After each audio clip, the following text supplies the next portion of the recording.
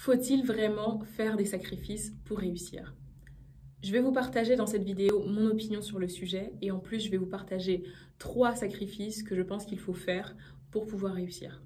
Je pense ne pas encore avoir atteint le degré de réussite auquel j'aspire, en tout cas en entrepreneuriat, mais de mes réussites sur d'autres domaines et en plus de l'expérience que m'ont partagé d'autres personnes, je pense pouvoir vous partager une opinion assez construite sur ce sujet. Donc, faut-il vraiment faire des sacrifices pour pouvoir réussir? La réponse à cette question, à mon avis, c'est oui et non.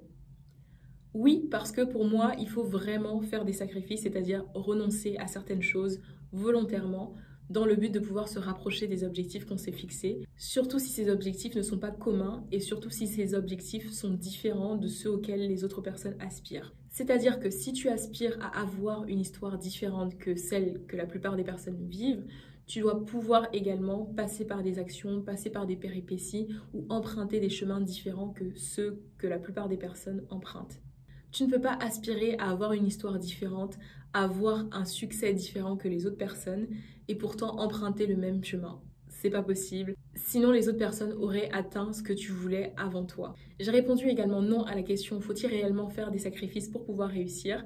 Parce que pour moi, plus tu vas avancer, plus tu vas réaliser que ça deviendra tout naturellement et que ce ne sont pas réellement des sacrifices, que ce sont plutôt des évidences. Donc tu ne ressentiras pas ce poids que tu as quand tu fais des sacrifices ou quand tu renonces à quelque chose parce que ça te paraîtra nécessaire, parce que ça te paraîtra normal. Tu ne peux pas vouloir être le plus grand dessinateur du monde si tu ne dessines pas 3 fois ou 4 fois plus que les autres personnes. Tu ne peux pas vouloir perdre du poids si tu ne t'exerces pas au quotidien, si tu ne contrôles pas ce que tu manges. Ça nous paraît être une évidence dans ce cas. Donc, quand tu vas vouloir avoir une réussite, en tout cas en entrepreneuriat, ça va te paraître tout naturellement de couper certaines choses parce que ce sera nécessaire, ce ne sera même pas un sacrifice, ce sera une nécessité pour toi de couper ces choses dans ta vie parce qu'elles représentent un frein ou parce qu'elles vont t'empêcher d'atteindre tes objectifs. Dans ce cas, c'est pour ça que je n'appelle pas ça des sacrifices. Pour moi, c'est des évidences. Pour moi, ça devient normal. Pour moi, c'est des nécessités. Pour moi, ce n'est que t'adapter aux besoins de ton objectif.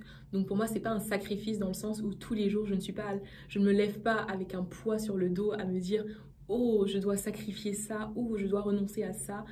Parce que, de un, la plupart des choses que je sacrifie sont très temporaires.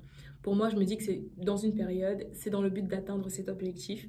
Et quand l'objectif sera atteint, je pourrai totalement y retourner, refaire les mêmes choses sans aucun problème. Maintenant que je t'ai partagé mon avis sur le sujet, j'aimerais te partager 3 choses qui ont changé, auxquelles j'ai renoncé ou que j'ai sacrifié dans ma vie suite à mon objectif de réussite entrepreneuriale. Je pense également que la plupart des entrepreneurs qui veulent vraiment réussir et qui sont à fond ou passionnés par leur projet, comme c'est le cas pour moi, vont renoncer ou vont sacrifier ces choses-là dans leur parcours entrepreneurial dans le but d'atteindre leurs objectifs.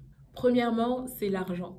L'argent, tu vas le sacrifier dans tous les cas parce que tu vas devoir injecter de l'argent dans ton entreprise. Peu importe le type d'entreprise que tu as, que tu sois dans le service ou que tu sois dans les biens de consommation, tu vas devoir injecter de l'argent dans ton entreprise, tu vas devoir investir de l'argent pour pouvoir faire avancer certaines choses.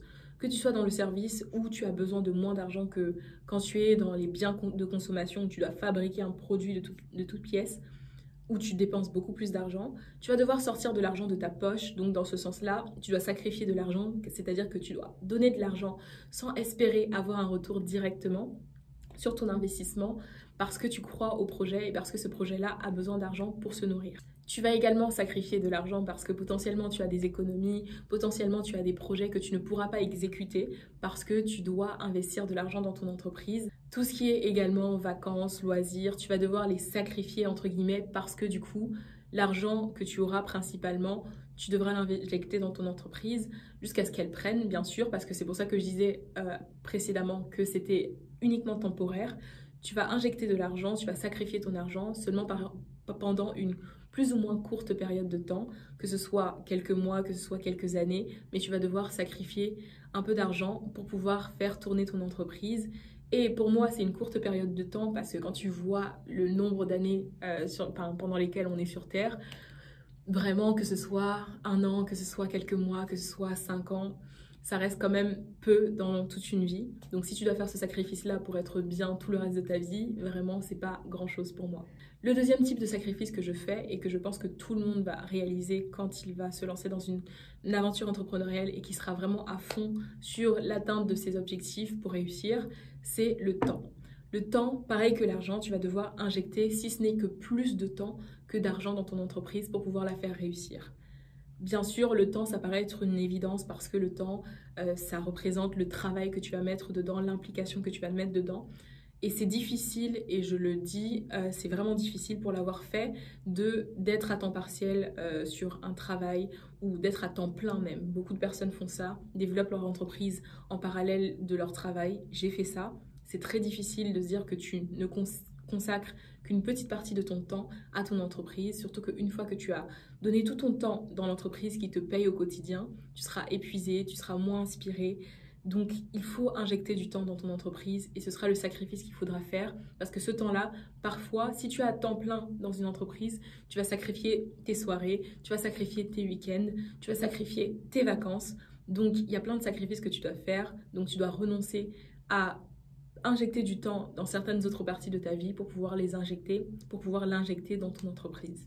La dernière chose que je pense que tout le monde va devoir sacrifier pour pouvoir réussir dans son aventure entrepreneuriale, c'est les personnes.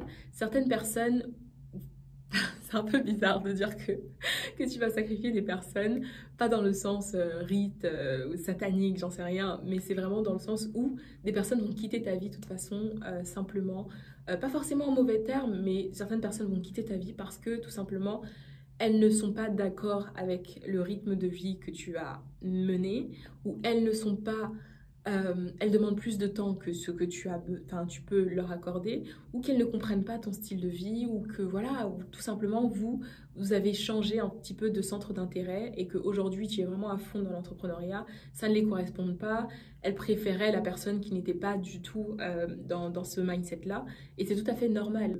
Voilà, elles ne vont pas avec le rythme que tu as pris d'être entrepreneur, d'avoir plein de choses qui peuvent surgir et de ne pas avoir autant de temps à consacrer à d'autres personnes que ce que tu avais avant.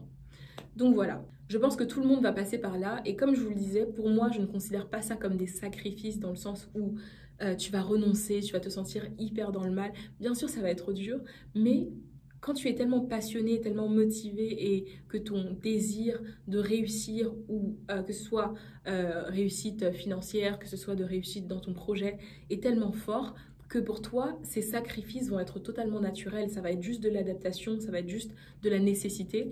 Donc pour moi, ce n'est pas des sacrifices dans le sens où tu te sens obligé de les faire. Pour moi, ça vient tout naturellement. Donc c'est pour ça que je me dis pas que tous les entrepreneurs vont sacrifier ça, vont être frustrés, parce que moi, je ne suis pas du tout frustrée dans le style de vie que j'ai actuellement, dans le rythme de vie que j'ai, parce que c'est totalement naturel. C'est une passion pour moi que d'entreprendre. J'adore ce que je fais. Et le fait que mon rythme de vie s'adapte à ma passion, c'est totalement naturel. Je ne vois pas ça comme un sacrifice parce que le fait d'avoir moins d'argent au quotidien pour mes loisirs, le fait d'avoir moins de temps pour d'autres personnes, ou le fait d'avoir certaines personnes qui quittent ma vie parce qu'elles ne comprennent pas mon rythme de vie, ça me paraît naturel. C'est tout comme quand tu grandis, tu changes de centre d'intérêt, bah, tout le reste autour de toi va changer.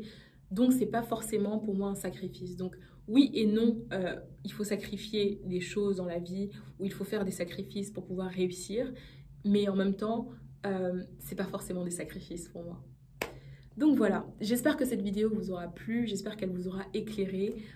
N'hésitez pas à me poser d'autres questions si vous avez des thèmes sur lesquels vous voulez avoir mon avis, comme l'a fait cette personne en commentaire. Je vous retrouve très bientôt pour une prochaine vidéo, j'espère que celle-ci vous aura plu. N'hésitez pas à mettre un like ou à commenter parce que ça soutient la chaîne. Et on se retrouve très bientôt dans une prochaine vidéo. Bye!